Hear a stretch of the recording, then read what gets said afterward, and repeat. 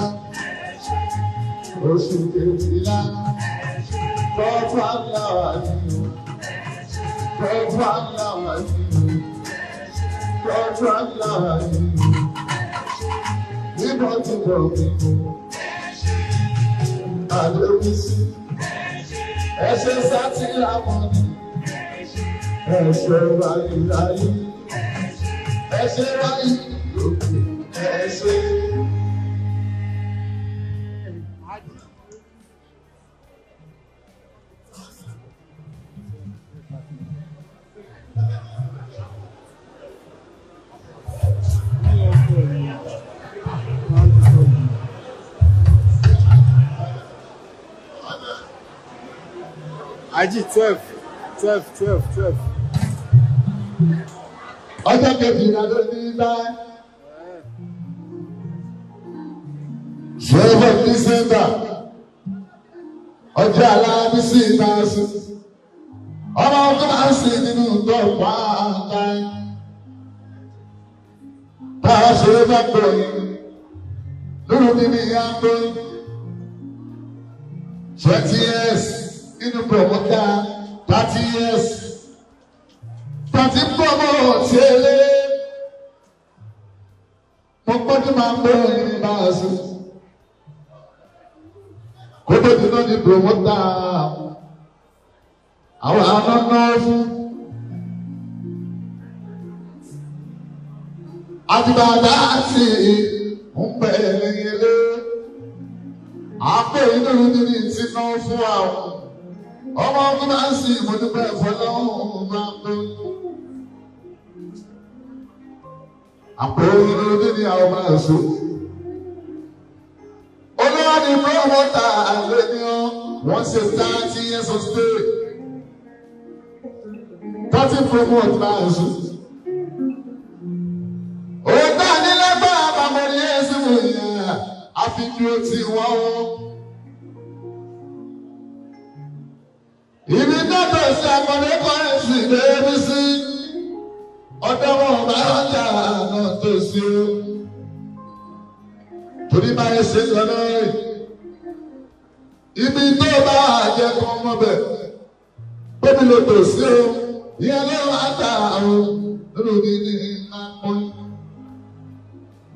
Abẹ́rẹ́ ìgbà mi gbà mí ò gbà mí o.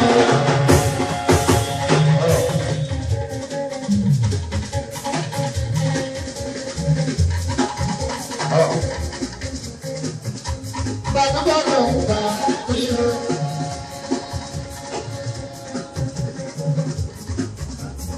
Lúlù ọlọ́run ló lè bẹ̀rẹ̀ ìdáwó.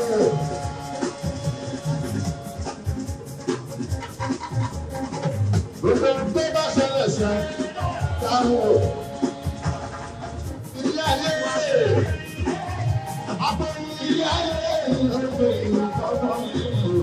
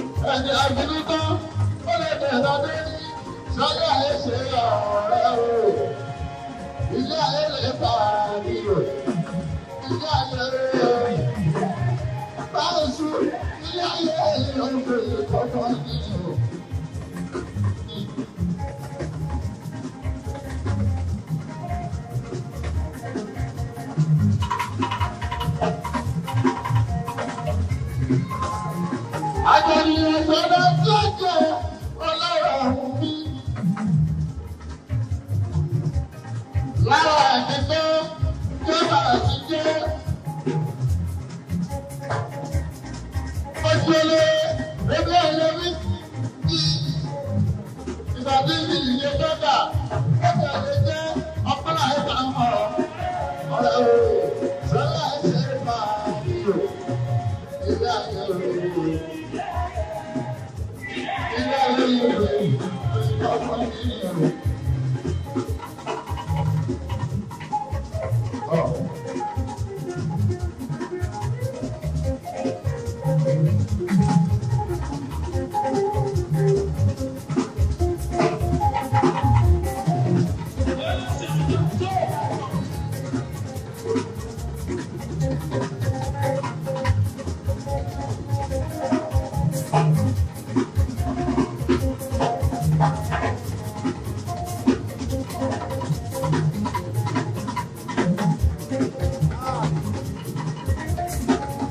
Ọmọ òṣèlú bẹ̀rẹ̀ ooo.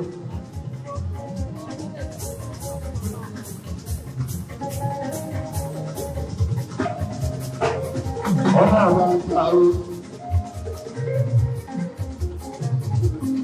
Inú ìgbà bá la yóò dá ọmọ òṣèlú bẹ̀rẹ̀ ooo.